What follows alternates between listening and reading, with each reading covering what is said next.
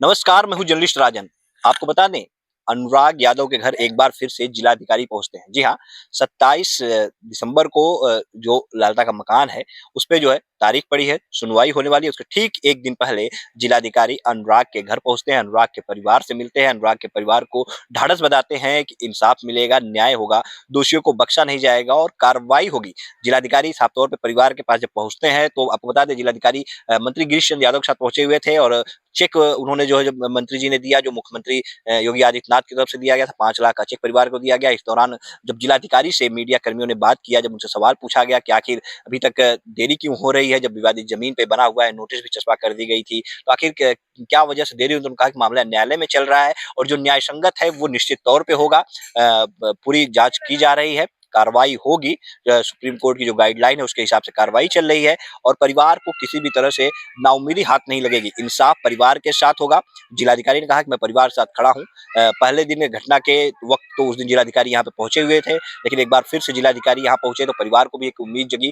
परिवार ने हाथ जोड़ करके उनसे निवेदन किया कि सर, आप तो यहाँ पे आए हुए थे, आप एक बार फिर से आए हैं तो आप इंसाफ करिए, क्योंकि ये जो लालता का जो मकान है, जो मेरे पीछे आपको तस्वीरों में दिखाई दे रहा है, ये अगर ऐसे ही खड़ा रहेगा, ऐसे ही, तो आने के बाद अगर लालता या उसके परिवार का कोई छूट करके आएगा तो फिर से यहीं पे रहेगा और जो है फिर से वही तांडव मचाएगा। और उनके पिता ने कहा, अनुराग के पिता ने, कि हमारी बेटियों को वो जीने नहीं देगा, रहने नहीं देगा। ऐसे में इसका जो है जमींदोज होना निश्चित तौर पे ज़रूरी है, क्योंकि ये विवादित है और ये जो है ग्राम समाज की ज़मीन, बंजर की ज़मीन पे बनाया गया है। ऐसे में जिलाधिकारी ने परिवार को आश्वासन दिया कि निश्चित तौर पे कार्रवाई होगी, मामला न्यायालय में चल रहा है और निश्चित तौर पे आपके साथ इंसाफ होगा, प्रशासन आपके साथ खड़ा है और किसी भी तरह की नाइंसाफी आपके साथ नहीं होगी। और क्या कुछ कहा इस पूरे मामले में जिलाधिकारी ने, आइए आपको सुना। एक बार फिर से अनुराग के घर पे आए हैं परिजनों से मिलने। सरकार ने सभी प्रकार से आश्वस्त किया है।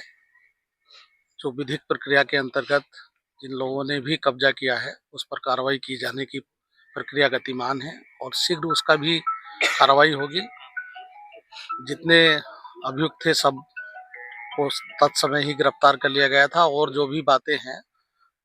वरिष्ठ पुलिस अधीक्षक महोदय से और हम लोगों का समन्वय है।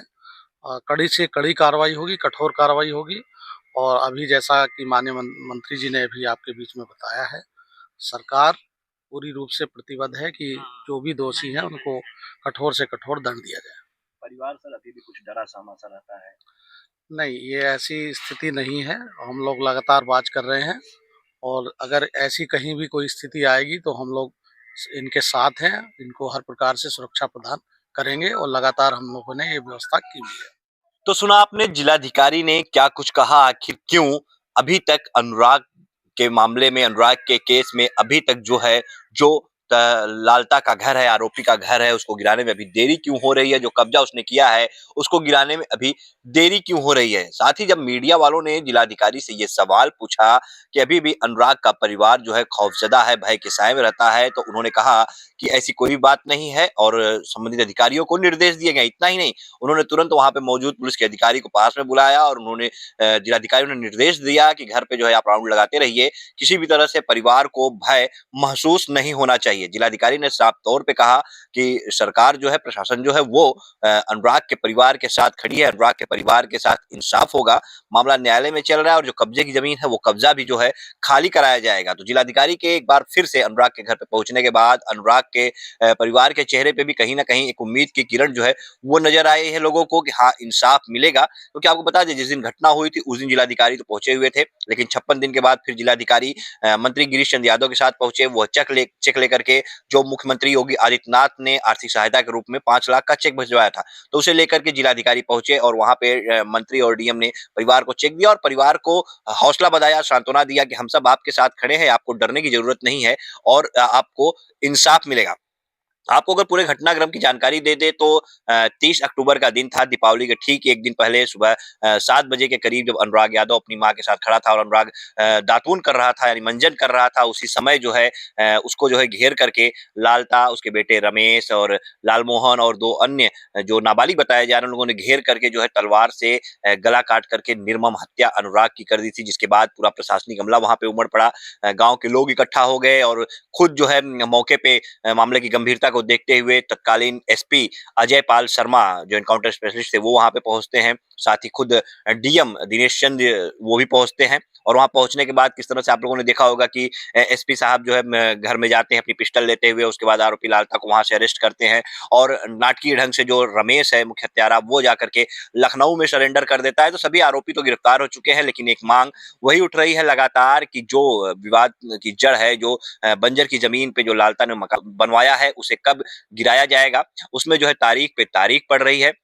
अगली तारीख आज की है, यानी 27 दिसंबर की है। जी हाँ, अगली तारीख आज 27 दिसंबर की है और आज 27 दिसंबर को एक बार फिर उसमें क्या कुछ होता है, क्या उसमें जिरह होगी, क्या उसमें बहस होगी, क्या उसपे कोई फैसला जो है सुरक्षित रखा जाएगा। क्योंकि इस अगर बात करें इस केस को लेकर के जो तहसीलदार कोर्ट में चल रहा है, तो इसमें आप साफ तौर पे देख सकते हैं कि लेखपाल का जो बयान दर्ज होना था, वह भी हो गया है। इसमें आपत्ति जो है लालता की पत्नी इंद्रावती ने लगाई थी कि हमारा बहुत ही पुराना मकान है, लेकिन जिस तरह से ग्राम प्रधान और गाँव के लोग सब लोग बता रहे हैं कि अभी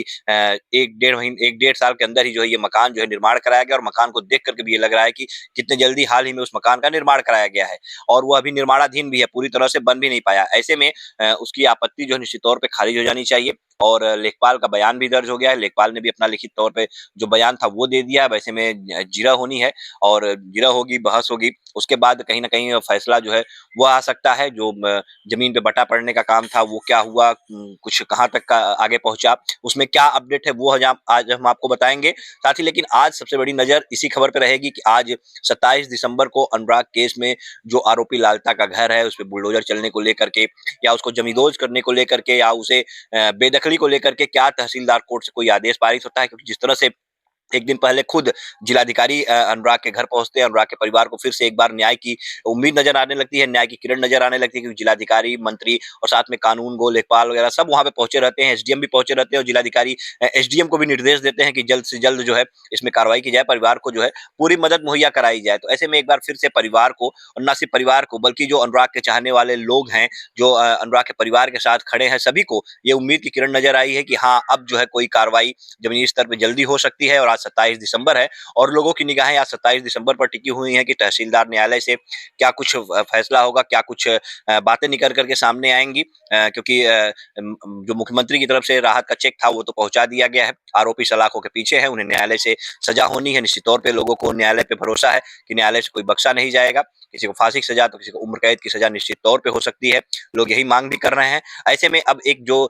मुख्य विवाद की जड़ लालता ने जो वो अपना साम्राज्य खड़ा कर रखा है, अपना जो 2 मंजिला मकान खड़ा कर रखा है, उसको जमींदोज करने की मांग लगातार लोग कर रहे हैं। हालांकि वहां पे अनुराग की प्रतिमा बनाने की भी मांग जो है लोगों ने लगातार की है, लेकिन अनुराग की प्रतिमा अभी कब बनेगी, उसके पहले उस जमीन को खाली कराया जाना बहुत ही जरूरी है। क्योंकि वो बंजर की जमीन पे जो उसने निर्माण किया है, अगर वो नहीं गिराया जाता है तो कहीं ना कहीं उसका जो है हौसला बुलंद रहेगा और वो फिर कोई जमानत में छूट के आएगा तो वहां से जो है फिर वो अट्टहास लगाएगा कि मेरा कोई कुछ नहीं बिगाड़ सकता। और वो जो मकान खड़ा उसे देख करके कहीं ना कहीं अनुराग के परिवार को भी एक तकलीफ सी, एक चुभन सी होती होगी कि इसी को कब्जा करते हुए उसने जो है मेरे बेटे की हत्या कर दी। और ऐसे में प्रशासन जो है वो नाकाम साबित हो रहा है, उसके हाथ अभी तक खाली है, कोई कार्रवाई नहीं कर पा रहा है, इसको जमींदोज कराने का आदेश नहीं दे पा रहा है, ध्वस्तीकरण का आदेश नहीं दे पा रहा है। तो ऐसे में तहसीलदार कोर्ट में आज एक बार फिर से 27 दिसंबर की तारीख लगी है। आज भी सबकी निगाहें टिकी हुई हैं कि क्या वही फिर तारीख पे तारीख होता है या फिर आज कोई फैसला जो है सुरक्षित रखा जाता है, कोई आदेश तहसीलदार कोर्ट से निकल करके अनुराग के परिवार के पक्ष में आ जाता है और आज फिर